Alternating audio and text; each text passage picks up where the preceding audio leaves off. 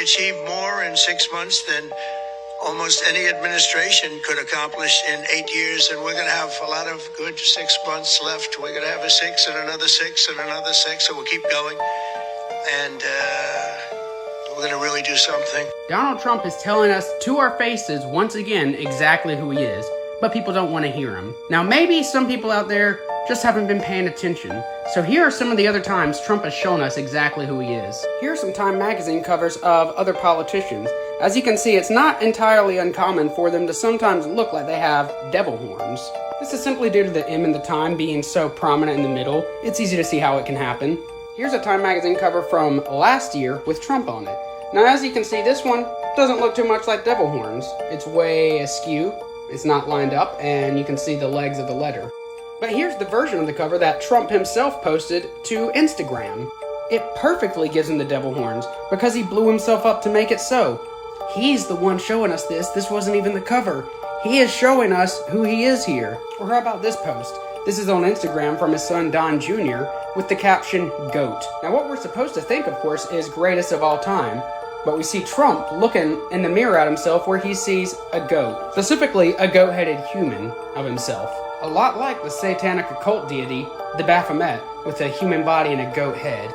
But the Bible itself also talks about goats, specifically in Matthew 25, where Jesus talks about separating the sheep from the goats.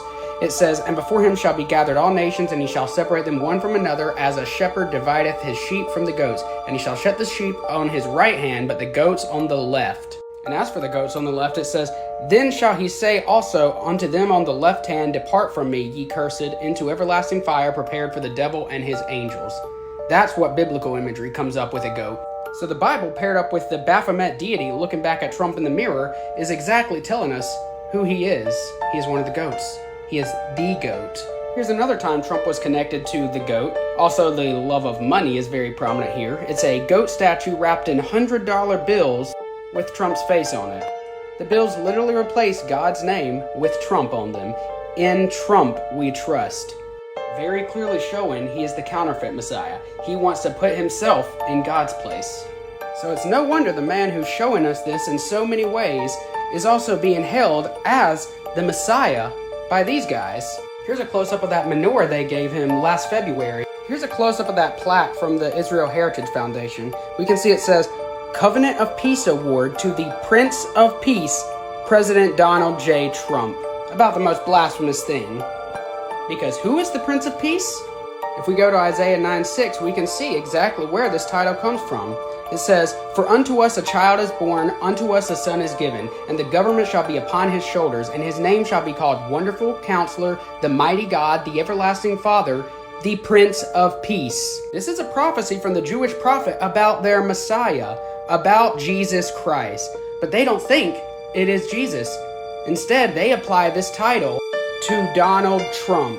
Now, where have we heard that they who reject Jesus will yet receive another who comes in his own name?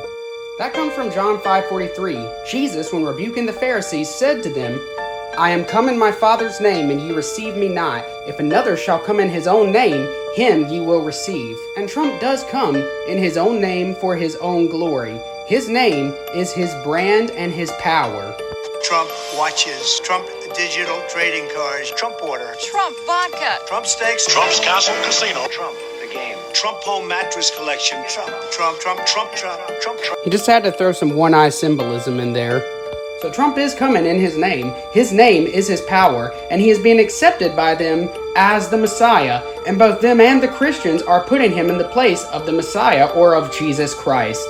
An example I always give, I say, when Jesus died, he died for us.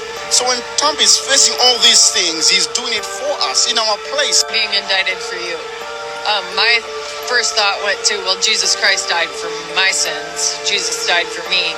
And so it connects in my brain that way, like, okay, he's doing this for us as a country to make the changes we need to make, and he's the target where we don't have to be. I'm going to give you a name of somebody. You come back and give me one name or one descriptive word.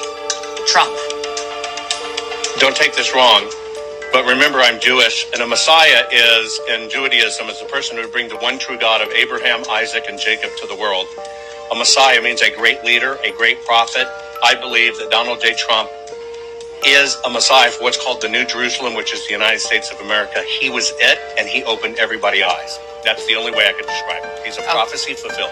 Interesting. I was visiting Jonathan in his Jewish voice, so I went to the Jewish deli, and of course we had the discussion on Trump. You asked, and I asked them, who is Trump to you? And you know what they said? Trump is our new Messiah, actually. They want to believe that Trump is the Messiah. What I think is happening here is God using Donald Trump to hasten the coming of the Lord.